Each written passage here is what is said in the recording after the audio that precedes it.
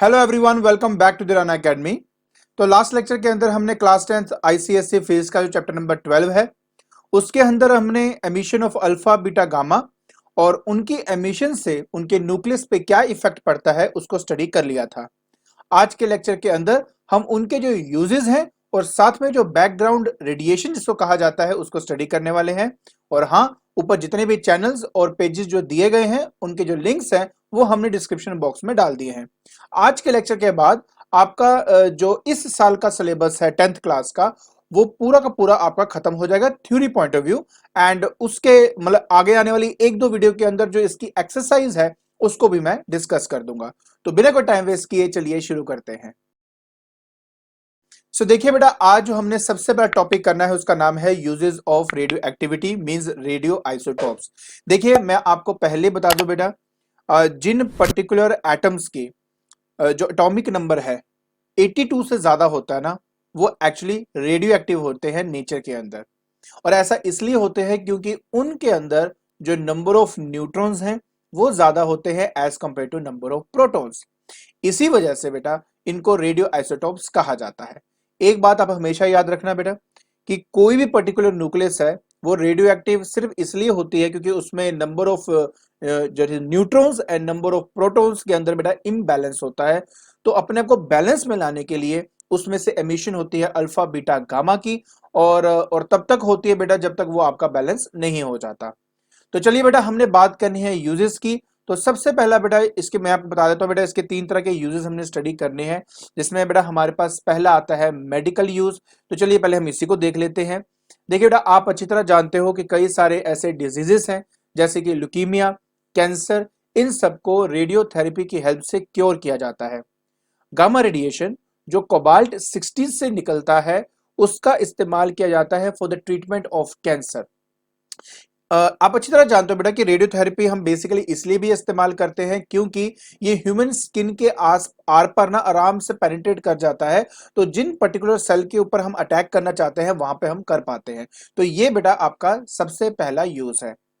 उसके बाद आपको पता होना चाहिए बेटा कि हमारे पास जो रेडियो सोडियम क्लोराइड या रेडियो आयरन या रेडियो आयोडीन, इनका बहुत बड़ा इस्तेमाल होता है बेटा डायग्नोसिस के लिए। एक्चुअली में इनको ट्रेसर्स कहा जाता है। ट्रेसर्स क्यों कहा जाता है बेटा? ट्रेसर का मतलब क्या होता है? जो ट्रेस करता है पाथ को। कहने का मतलब क्या है कि मान लीजिए बेटा किसी पर्टिकुलर पेशेंट को ब्रेन ट्यूमर या ब्लड क्लॉटिंग है कहीं पे, तो उस चीज के बारे में पता करने के लिए हम क्या करते हैं कि उस पेशेंट के अंदर ना वो पर्टिकुलर जो आइसोटोप है, रेडियो एक्टिव आइसोटोप वैसे तो बहुत वीक होते हैं, बट उनकी जो चमक होती है उनसे हमें पता लग जाता है बेटा कि उनका पाथ क्या है, वो किस पाथ से गए हैं आपके। तो कहने का मतलब सिर्फ इतना है आपका कि हम क्या करते हैं कि उस पेशेंट के अंदर उस पर्टिकुलर सॉल्ट को बेटा इंजेक्ट कर देते हैं। सॉल्ट को हम जैसे इंजेक्ट करते हैं बेटा उसके पाथ को ट्रेस किया जाता है। जिस पर्टिकुलर पॉइंट पर अगर पाथ मेरा इनकम्प्लीट है या किसी पर्टिकुलर पॉइंट पे मुझे दिख रहा है बेटा कि यहाँ पे बहुत सारा जो सॉल्ट है वो एक्यूमुलेट हुआ पड़ा है, तो इसका मतलब क्या होगा कि उस पर्टिकुलर पॉइंट पे क्या है, क्लॉटिंग है। तो ये एज ए ट्रेसर की तरह बेटा काम करते हैं आपके। ठीक है, और सिर्फ ट्रीटमेंट के लिए नहीं, अगर नॉर्मल अगर ह्यूमन बॉडी के नेचुरल फंक्शंस को या प्रोसेसेस को समझना है तो उसके लिए भी इसी का इस्तेमाल करते हैं, और इसी प्रोसेस को रेडियो कार्डियोलॉजी कहा जाता है। आई होप आपको बेटा ये सब बातें समझ में आ गई होंगी। चलिए अब हम बेटा इसके नेक्स्ट यूज की तरफ चलते हैं। फिर बेटा हमारे पास आता है कि जो गामा रेज होते हैं बेटा, जो एमिट होते हैं रेडियो आइसोटोप से, हम उनका इस्तेमाल करते हैं स्टेरलाइजिंग, जो बैंडेजेस हो, ड्रेसिंग हो, सिरिंजेस हो या इक्विपमेंट्स हो, तो उनको स्टेरलाइज करने के लिए, इक्विपमेंट्स को साफ सुथरा और फ्री फ्रॉम जर्म्स रखने के लिए हम इसका इस्तेमाल करते हैं। हाँ, कहते नहीं है कि अगर आपने इसको स्टेरलाइज करना है तो आप उसको हीट की हेल्प से भी स्टेरलाइज कर सकते हो, बट पता क्या बात है, ये जो प्रोसेस है थोड़ा क्यूकर भी है, रिलायबल भी है, चीपर भी है as compared to that one. तो इसलिए हम इसका इस्तेमाल करते हैं। फिर बेटा पहले तो था मेडिकल यूज, अब हम करेंगे साइंटिफिक यूज। देखिए आप अच्छी तरह जानते हो बेटा कि कई न्यूक्लियर रिएक्शंस को टेक प्लेस करने के लिए हमें फास्ट मूविंग अल्फा पार्टिकल्स की जरूरत होती है। तो पहला ही यही इसका सबसे पहला यूज भी है कि as a projectile for the nuclear reaction alpha particle का इस्तेमाल किया जाता है। ठीक है ना? और आप अच्छी तरह जानते हो रदरफोर्ड अल्फा रे स्कैटरिंग के बारे में कि उन्होंने इसी अल्फा पार्टिकल का इस्तेमाल किया था न्यूक्लियस के साइज को मतलब समझने के लिए, या कोई न्यूक्लियर फोर्सेस है उनके नेचर को समझने के लिए इन पर्टिकुलर चीजों का इस्तेमाल होता है। ठीक है। दूसरा बेटा इसका एग्रीकल्चर साइंस के अंदर भी बेटा इस्तेमाल होता है। प्लांट की growth by using a particular chemical manure, ये स्टडी करने के लिए बेटा इन्हीं ट्रेसेस का इस्तेमाल करते हैं। इसकी हेल्प से एक्चुअली में हमें पता लगता है कि जो प्लांट है वो कैसे जो फॉस्फेट है उसको यूज कर रहा है, ठीक है, और कौन कौन सा जो पार्ट है प्लांट का वो इसका यूज कर रहा है। तो ये सब बात जितनी भी बातें हैं तो वो हमें इस रेडियो एक्टिव आइसोटोप से ही पता लगता है। और तीसरा बेटा, आप अच्छी तरह जानते हो बेटा कि खास तौर पे कोई भी हमारे पास जो पुराने टाइम की चीज है ना, उसके एज को फाइंड करने के लिए हम कार्बन डेटिंग का इस्तेमाल करते हैं।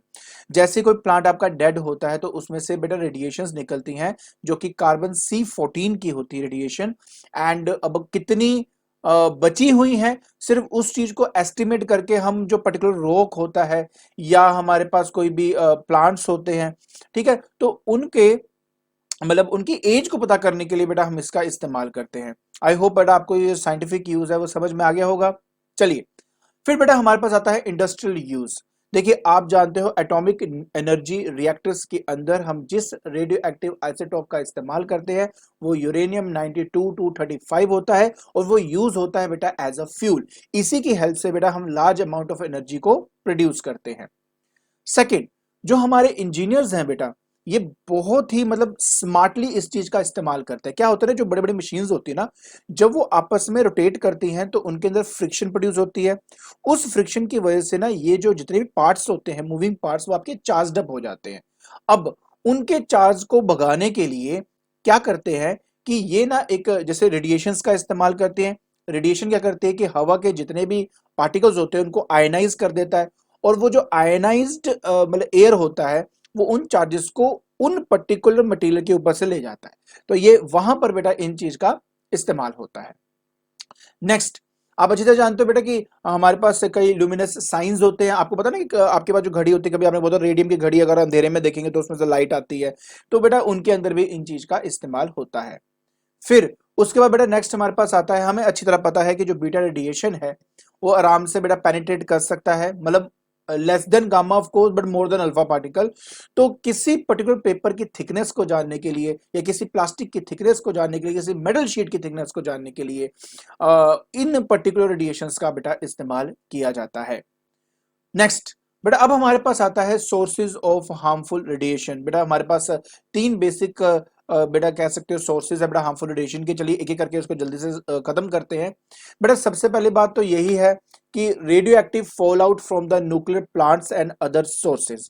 देखिए बेटा हम एक बात अच्छी तरह जानते हैं कि आज की डेट में हमारी यही कोशिश है कि हम न्यूक्लियर पावर प्लांट से जो एनर्जी है उसको एक्सट्रैक्ट करके उससे बिजली बनाएं, क्योंकि बेटा बहुत बहुत स्मॉल अमाउंट ऑफ यूरेनियम का इस्तेमाल करके भी हम बहुत ज्यादा अमाउंट ऑफ एनर्जी को प्रोड्यूस कर सकते हैं, ठीक है। लेकिन इनका ना बेटा सबसे बड़ा ड्रॉबैक भी यही है कि किसी एक्सीडेंट की वजह से या कभी किसी वजह से अगर पावर प्लांट में कोई गड़बड़ या कोई प्रॉब्लम होगी तो अगर उसकी जो रेडिएशन है, जितनी भी आपके यूरेनियम की रेडिएशन है, अगर वो एटमॉस्फेयर में चला गया तो वो आसपास की पॉपुलेशन को ही सिर्फ इफेक्ट नहीं करता, उल्टा जहां जहां तक हमारे विंड करंट्स जाएंगे वहां वहां तक उनका इफेक्ट्स देखने को मिलता है। ऐसे 3 मेजर एक्सीडेंट ऑलरेडी अकर हो चुके हैं यूएसए के अंदर, यूएसएसआर के अंदर, जापान के अंदर।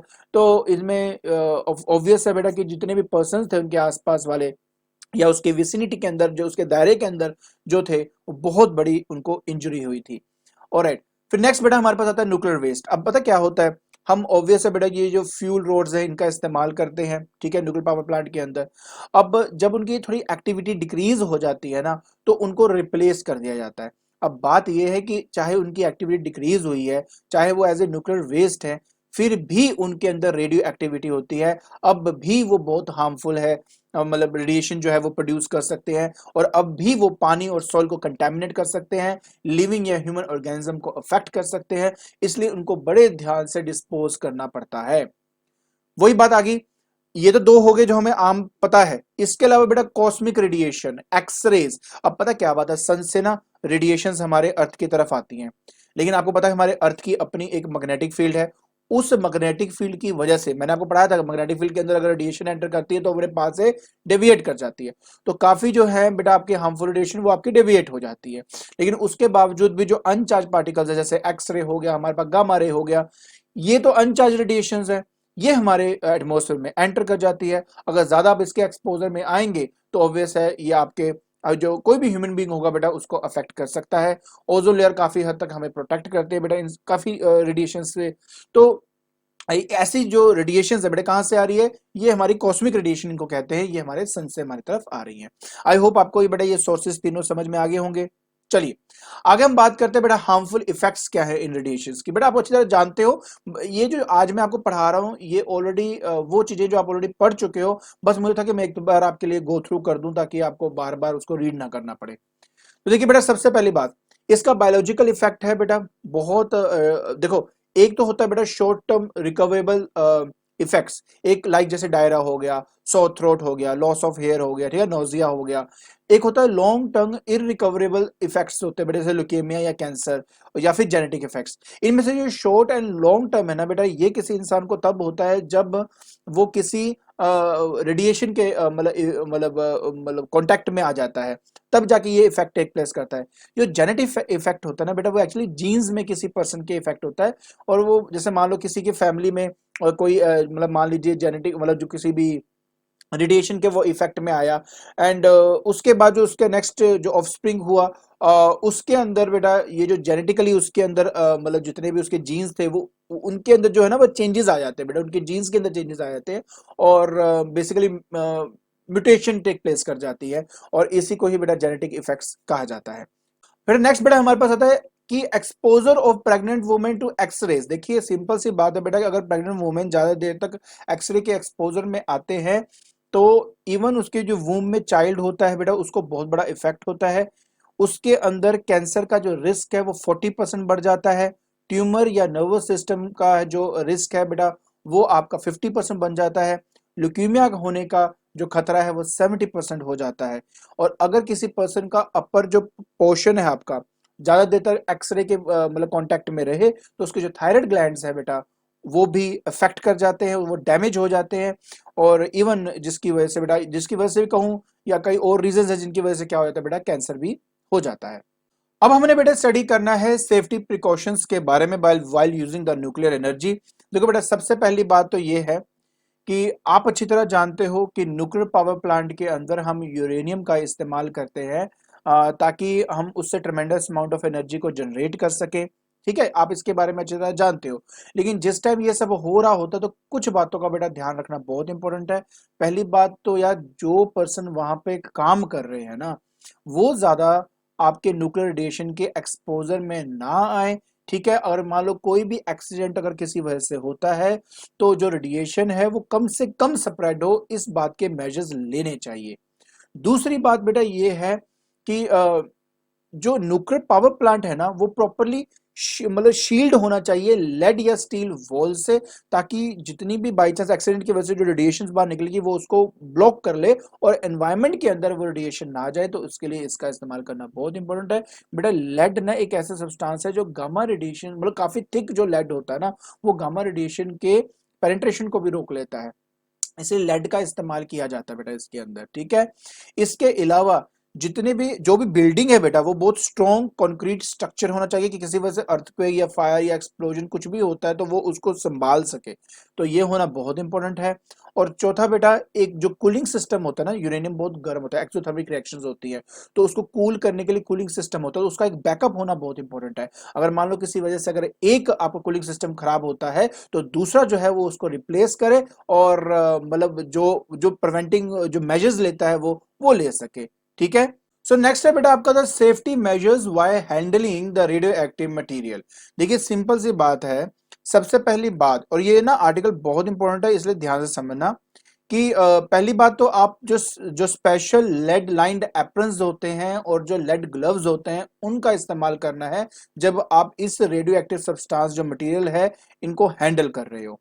दूसरा, लॉन्ग लेड टोंग्स का इस्तेमाल करना चाहिए। तीसरा, आप पता क्या होता है बेटा, हर एक ना पर्सन की किसी पर्टिकुलर रेडिएशन के अंदर जो एक्सपोजर है वो एक सेफ्टी लिमिट के अंदर होना चाहिए आपका।